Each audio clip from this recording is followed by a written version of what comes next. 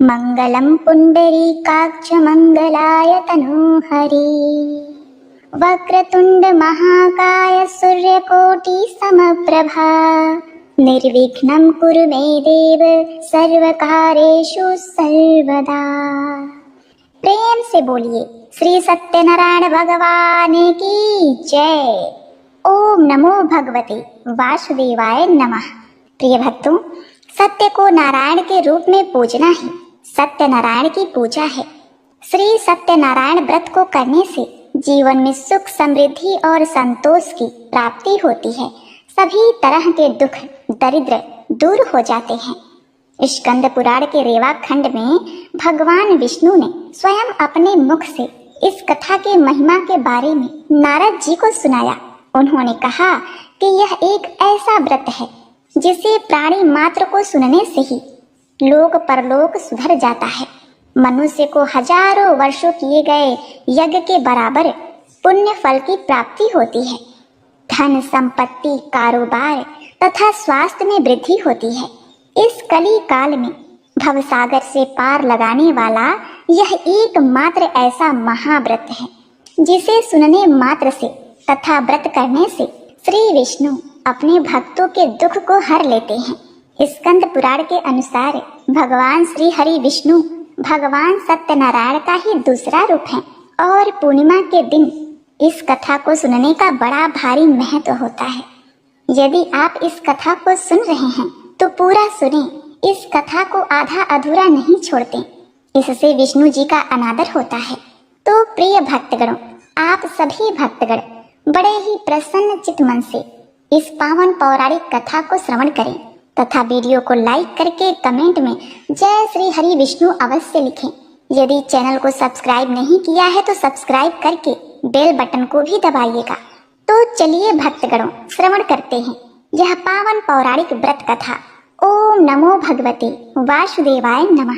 श्री सत्यनारायण व्रत कथा के अनुसार एक समय की बात है, नैमिषारण्य तीर्थ में सौनक आदि 88,000 ऋषियों ने श्री सूत जी से पूछा, हे प्रभु, इस कलयुग में वेद विद्या रहित मनुष्यों को प्रभु भक्ति किस प्रकार मिल सकती है तथा उनका उद्धार कैसे होगा?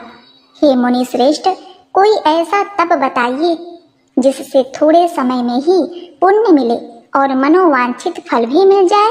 इस प्रकार की कथा सुनने की हम इच्छा रखते हैं। सर्व शास्त्रों के ज्ञाता सूत जी बोले, हे वैष्णव में पूज्य, आप सभी ने प्राणियों के हित की बात पूछी है, इसीलिए मैं एक श्रेष्ठ व्रत को आप लोगों को बताऊंगा जिसे नारद जी ने श्री लक्ष्मी नारायण जी से पूछा था और लक्ष्मीपति ने मुनि श्रेष्ठ नारद जी से कहा था। आप सब इसे ध्यान से सुनिए। एक समय की बात है, योगी राज नारद जी दूसरों के हित की इच्छा के लिए अनेकों लोकों में घूमते हुए मृत्यु लोक में आ पहुंचे। वहां उन्होंने अनेक योनियों में जन्मे प्रायः सभी मनुष्यों को अपने कर्मों द्वारा अनेकों दुखों से पीड़ित देखा। उनका दुख देखकर नारद जी सोचने लगे कि कैसा यत्न किया जाए जिसके करने से निश्चित रूप से मानव के दुखों का अंत हो जाए। इसी विचार पर मग्न करते हुए वह विष्णु लोक में गए। वहां वह देवों के इष्ट नारायण की स्तुति करने लगे, जिनके हाथ में शंख, चक्र, गदा और पद्म थे। गले में वरमाला पहने हुए थे। स्तुति करते हुए नारद जी बोले, हे भगवान, आप अत्यंत शक्ति से संपन्न हैं। मन तथा वाणी भी आपको नहीं पा सकती है। आपका आदि, मध्य तथा अंत नहीं है। निर्गुण स्वरूप सृष्टि के कारण भक्तों के दुख को दूर करने वाले हैं। आपको मेरा नमस्कार है। नारद जी की स्तुति सुनकर विष्णु भगवान बोले, हे मुनि श्रेष्ठ, आपके मन में क्या बात है?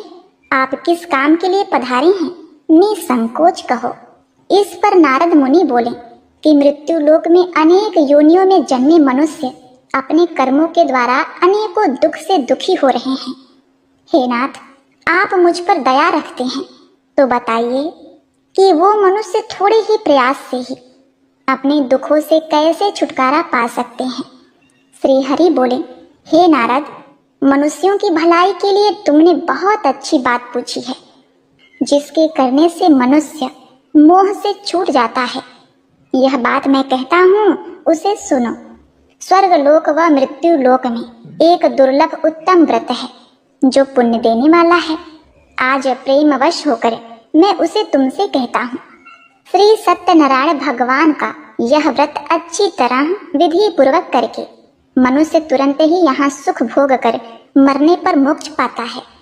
श्री हरि के वचन सुनकर नारद जी बोले, उस व्रत का फल क्या है और उसका विधान क्या है?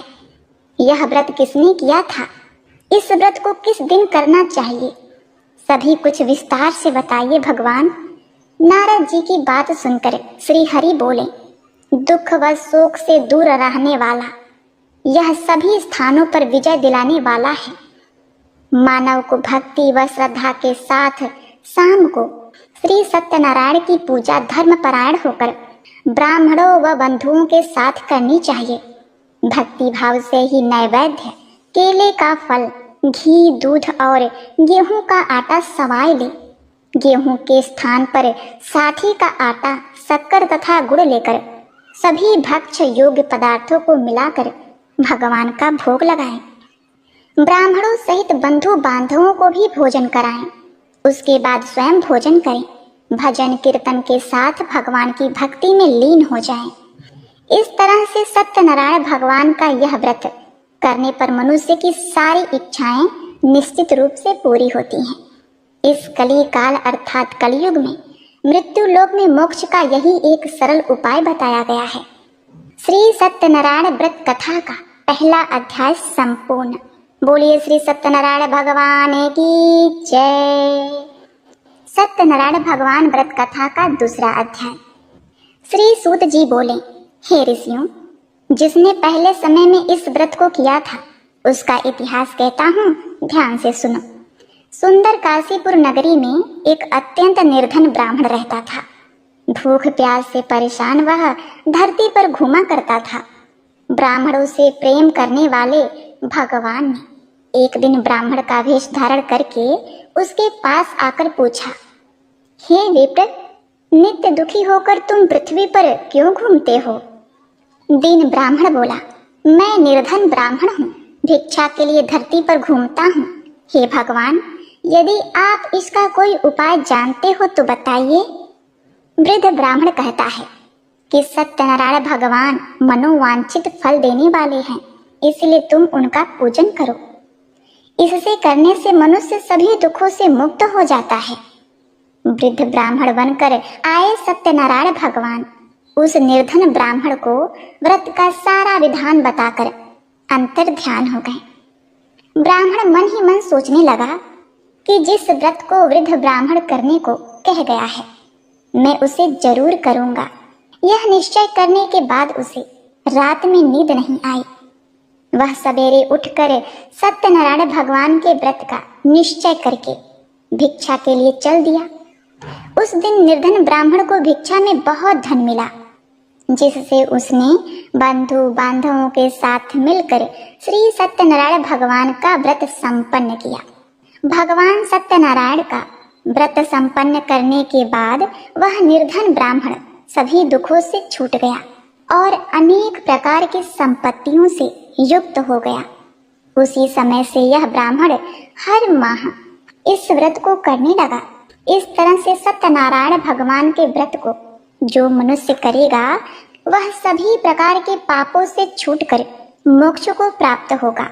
जो मनुष्य इस व्रत को करेगा वह भी सभी दुखों से मुक्त हो जाएगा। श्री सूत जी बोले कि इस तरह से नारद जी से भगवान श्री विष्णु जी का कहा हुआ श्री सत्यनारायण व्रत को मैंने तुमसे कहा। हे विप्रो, मैं अब और क्या कहूँ? ऋषि बोले, हे मुनिवर, संसार में उस विप्र से सुनकर और किस किस ने इस व्रत को किया, हम सब इस बात को सुनना चाहते हैं। इसके लिए हमारे मन में श्रद्धा का भाव है। सूत जी बोले, हे मुनियों, जिस जिसने इस व्रत को किया है वे सब सुनो। एक समय वही विप्र धन व ऐश्वर्य के अनुसार अपने बंधु बांधवों के साथ इस व्रत को करने को तैयार हुआ। उसी समय एक लकड़ी बेचने वाला बूढ़ा आदमी आया और लकड़ियां बाहर रख कर अंदर ब्राह्मण के घर में गया। प्यास से दुखी वह लकड़हारा उसको व्रत करते देख विप्र को नमस्कार करके पूछने लगा कि आप यह क्या कर रहे हैं, आप कौन सा व्रत कर रहे हैं तथा इसके करने से क्या फल मिलेगा, कृपया मुझे बताइए। ब्राह्मण ने कहा, सभी मनोकामनाओं को पूरा करने वाला यह सत्यनारायण भगवान का व्रत है। इनकी कृपा से ही मेरे घर में धन धान आदि की वृद्धि हुई है। विप्र से सत्यनारायण व्रत या इसके बारे में जानकर लकड़हारा बड़ा ही प्रसन्न हुआ। चरणामृत लेकर वह प्रसाद खाने के बाद वह अपने घर आया। लकड़हारे ने अपने मन में संकल्प किया कि आज लकड़ी के बेचने से जो धन मिलेगा उसी से श्री सत्यनारायण भगवान का उत्तम व्रत करूंगा। मन में इस विचार को ले बूढ़ा आदमी सिर पर लकड़ियां रख उस नगर में बेचने गया जहां धनी लोग ज्यादा रहते थे। उस नगर में उसे अपने लकड़ी का दाम पहले से 4 गुना अधिक मिलता है। बूढ़ा प्रसन्नता के साथ दाम देकर केले, शक्कर, घी, दूध, दही और गेहूं का आटा ले और सत्यनारायण भगवान के व्रत की अन्य सामग्रियां लेकर अपने घर आया। वहां उसने अपने बंधु बांधवों को बुलाकर विधि विधान से सत्यनारायण भगवान का पूजन और व्रत किया। इस व्रत के प्रभाव से वह बूढ़ा लकड़हारा धन, पुत्र आदि से युक्त होकर संसार के समस्त सुख भोग कर अंत काल में बैकुंठ धाम चला गया। श्री सत्यनारायण व्रत कथा का दूसरा अध्याय संपूर्ण। बोलिए श्री सत्यनारायण भगवान की जय। सत्यनारायण भगवान की व्रत कथा का तीसरा अध्याय। श्री सूत जी बोले, हे श्रेष्ठ मुनियों, अब आगे की कथा कहता हूँ। पहले समय में उल्का मुख नाम का एक बुद्धिमान राजा था। वह सत्यवक्ता और जितेंद्रिय था। प्रतिदिन देव स्थानों पर जाता और निर्धनों को धन देकर उसके कष्ट दूर करता था। उसकी पत्नी कमल के समान मुख वाली तथा सती साध्वी थी। भद्रशिला नदी के तट पर उन दोनों ने श्री सत्यनारायण भगवान का व्रत किया। उसी समय साधु नाम का एक वैश्य आया। उसके पास व्यापार करने के लिए बहुत सा धन भी था। राजा को व्रत करते देखकर वह विनय के साथ पूछने लगा, हे राजन, भक्ति भाव से पूर्ण होकर आप यह क्या कर रहे हैं? मैं सुनने की इच्छा रखता हूँ, सो आप मुझे बताइए। राजा बोले, हे साधु, अपने बंधु बांधवों के साथ पुत्र आदि के प्राप्ति के लिए एक महाशक्तिमान श्री सत्यनारायण भगवान का व्रत व पूजन कर रहा हूँ। राजा के वचन सुनकर साधु आदर से बोला, हे राजन, मुझे इस व्रत का सारा विधान कहिए। आपके कथनानुसार मैं भी इस व्रत को करूँगा। मेरी भी संतान नहीं है और इस व्रत को करने से निश्चित रूप से मुझे संतान की प्राप्ति होगी। राजा से व्रत का सारा विधान सुनकर व्यापार से निवृत्त होकर वह अपने घर गया। साधु वैश्य ने अपनी पत्नी को संतान देने वाले इस व्रत का वर्णन कह सुनाया और कहा कि जब मेरी संतान होगी तब मैं इस व्रत को करूंगा। साधु ने इस तरह के वचन अपनी पत्नी लीलावती से कहे। एक दिन लीलावती पति के साथ आनंदित हो सांसारिक धर्म में प्रवृत्त होकर सत्यनारायण भगवान की कृपा से गर्भवती हो गई। 10वें महीने में उसके गर्भ से एक सुंदर कन्या ने जन्म लिया। दिनों दिन वह बढ़ने लगी जैसे कि शुक्ल पक्ष का चंद्रमा बढ़ता है। माता पिता ने अपनी कन्या का नाम कलावती रखा। एक दिन लीलावती ने मीठे शब्दों में अपने पति को याद दिलाया कि आपने सत्यनारायण भगवान के जिस व्रत को करने का संकल्प लिया था उसे करने का समय आ गया है। आप इस व्रत को करिए। साधु बोला, हे प्रिय, इस व्रत को मैं उसके विवाह पर करूंगा। इस प्रकार अपनी पत्नी को आश्वासन देकर वह नगर को चला गया। कलावती अपने पिता के घर में रहते हुए विद्या को प्राप्त करने लगी। साधु ने एक बार नगर में अपनी कन्या को सखियों के साथ देखा तो तुरंत ही दूत को बुलाया और कहा कि मेरी कन्या के योग्य वर देखकर आओ। साधु की बात सुनकर दूत कंचन नगर में पहुंचा और वहां देख ताक कर लड़की के सुयोग्य वर्णिक पुत्र को ले आया। सुयोग्य लड़के को देख साधु ने बंधु बांधवों को बुलाकर अपनी पुत्री का विवाह कर दिया। लेकिन दुर्भाग्य की बात ये कि साधु ने अभी भी श्री सत्यनारायण भगवान का व्रत नहीं किया। इस पर श्री भगवान क्रोधित हो गए और श्राप दिया कि साधु को अत्यधिक दुख मिले। अपने कार्य में कुशल साधु बनिया जमाई को लेकर समुद्र के पास स्थित होकर रत्नासारपुर नगर में आया। वहां जाकर दामाद ससुर दोनों मिलकर चंद्रकेतु राजा के नगर में व्यापार करने लगे। एक दिन भगवान सत्यनारायण की माया से एक चोर राजा का धन चुराकर भाग रहा था। उसने राजा के सिपाहियों को अपना पीछा करता हुआ देख चुराया हुआ धन वहां रख दिया जहां साधु अपने जमाई के साथ ठहरा हुआ था। राजा के सिपाहियों ने साधु वैश्य के पास राजा का धन पड़ा हुआ देखा तो वह ससुर जमाई को बांधकर प्रसन्नता के साथ राजा के पास ले गए और कहा कि उन दोनों चोरों को हम पकड़ कर ले आए हैं, इन पर आप आगे कार्यवाही की आज्ञा दें। राजा की आज्ञा से उन दोनों को कठिन कारावास में डाल दिया गया और उनका सारा धन भी उनसे छीन लिया गया। श्री सत्यनारायण भगवान से श्राप से साधु की पत्नी भी बहुत दुखी हुई। घर में जो धन रखा था उसे चोर चुरा ले गए। शारीरिक तथा मानसिक पीड़ा व भूख प्यास से अति दुखी हो अन्न की चिंता में कलावती एक ब्राह्मण के घर गई। वहां उसने श्री सत्यनारायण भगवान का व्रत होते हुए देखा। फिर कथा भी सुनी। वह प्रसाद ग्रहण करके वह रात को घर वापस आई।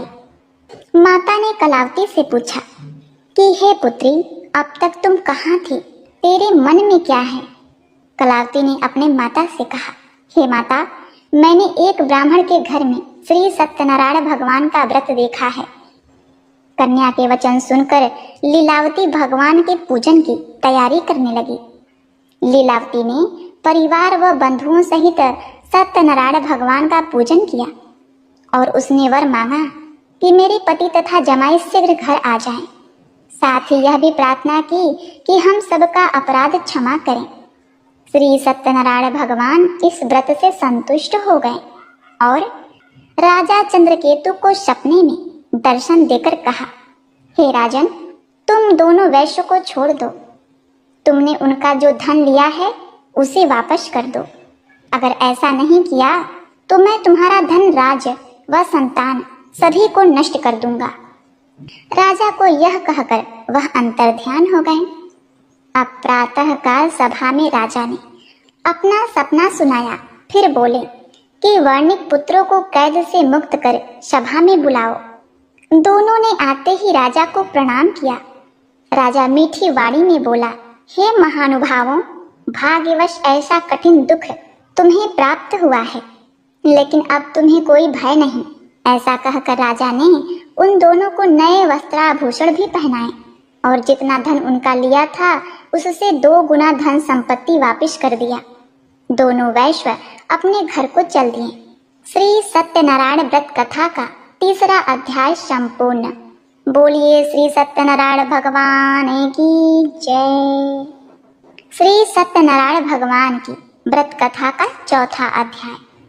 श्री सूत जी आगे बोले, वैश्व ने मंगलाचार कर अपनी यात्रा प्रारंभ की और अपने नगर की ओर चल दिया। उसके थोड़ी दूर जाने पर एक दंडी भेषधारी श्री सत्यनारायण भगवान ने उससे पूछा, हे साधु, तेरी नाव में क्या है? अभिमानवश हंसता हुआ वह वर्णिक बोला, हे दंडी, आप क्यों पूछते हो? क्या धन लेने की इच्छा है? मेरी नाव में तो बेल व पत्ते भरे हुए हैं। वैश्व के कठोर वचन सुनकर भगवान बोले, तुम्हारा वचन सत्य हो। दंडी ऐसे वचन कहकर वहां से दूर चले गए। कुछ दूर जाकर समुद्र के किनारे बैठ गए।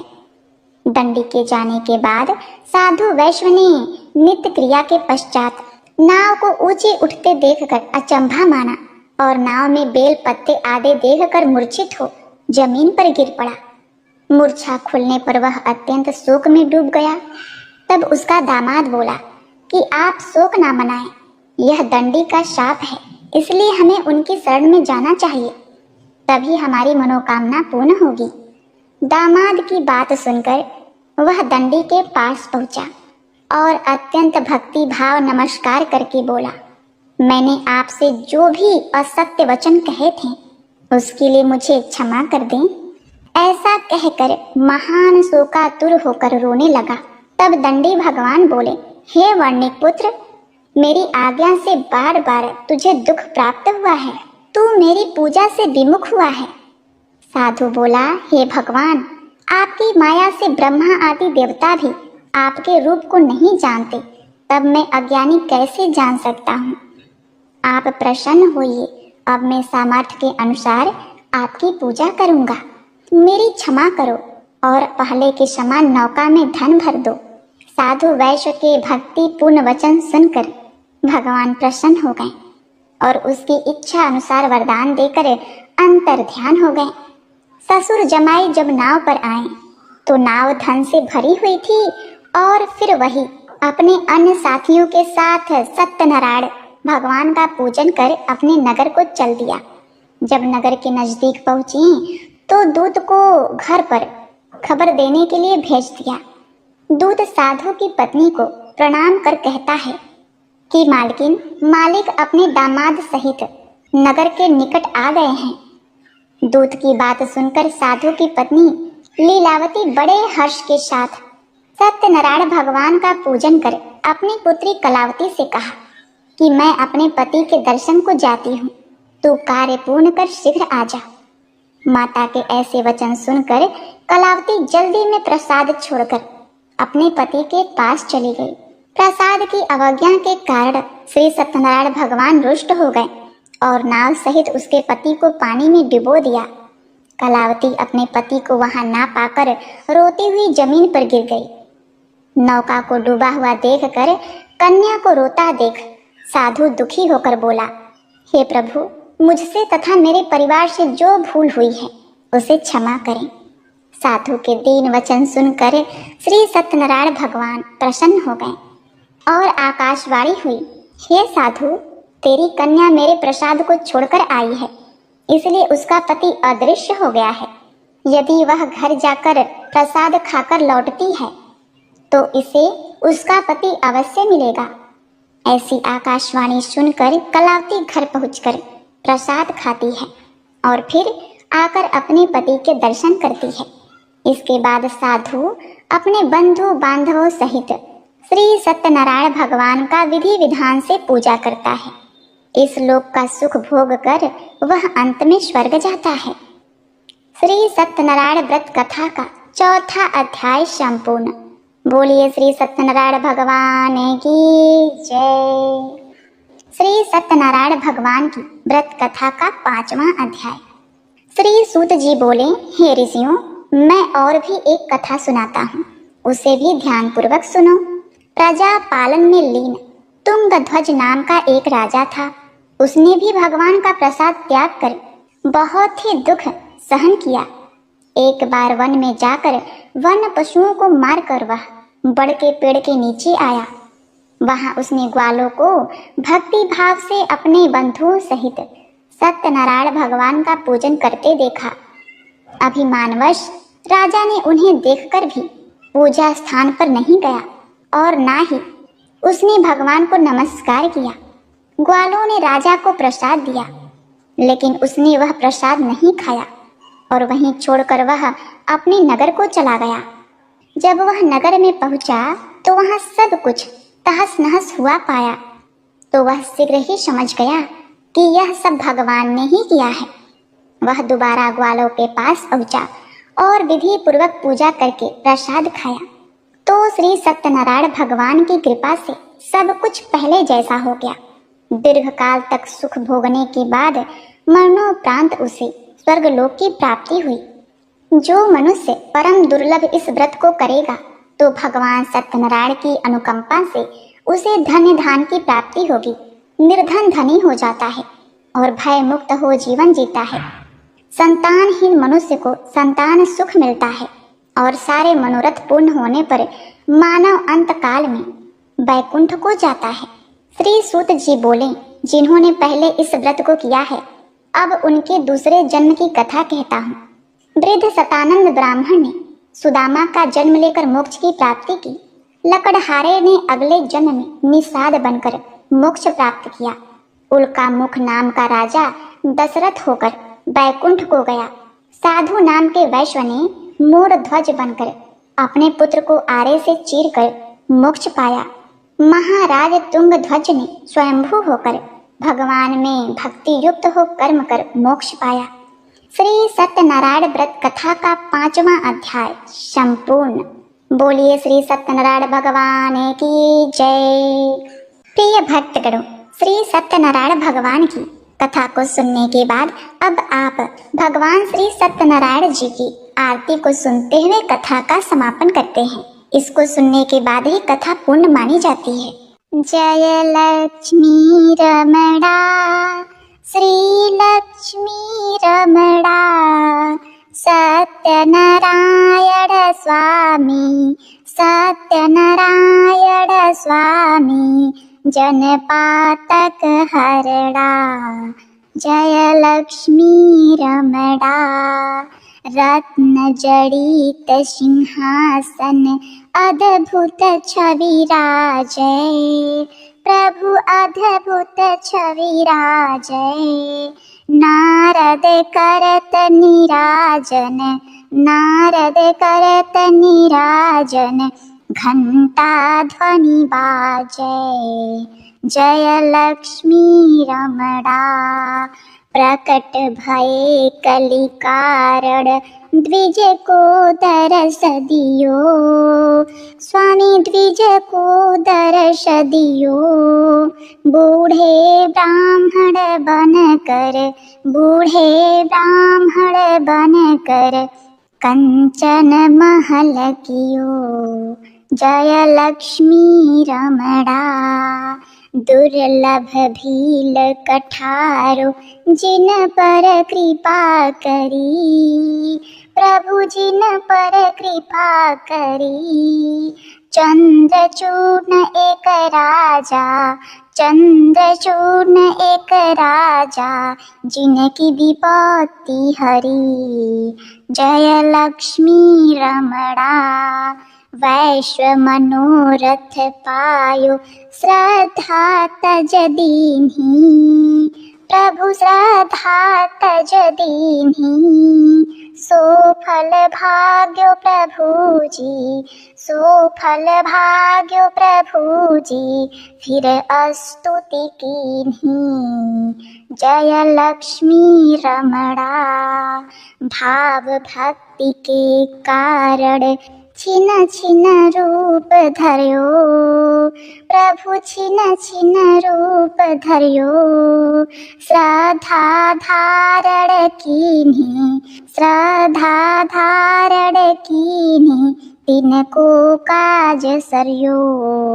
जय लक्ष्मी रमणा, ग्वाल बाल संग राजा वन में भक्ति करे, प्रभु वन में भक्ति करे।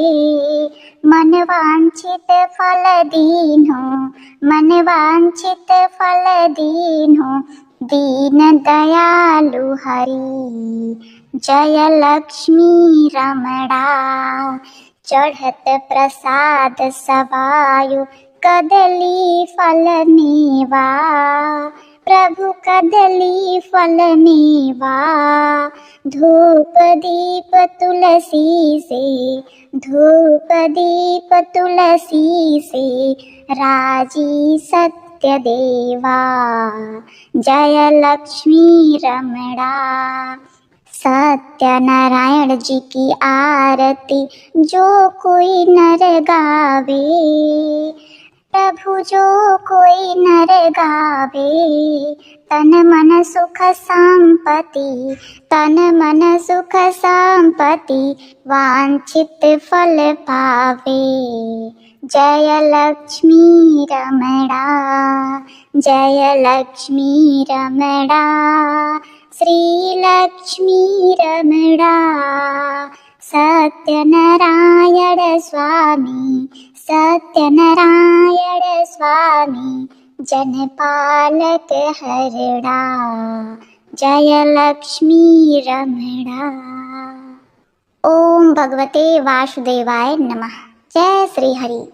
बोलो सत्यनारायण भगवान की जय।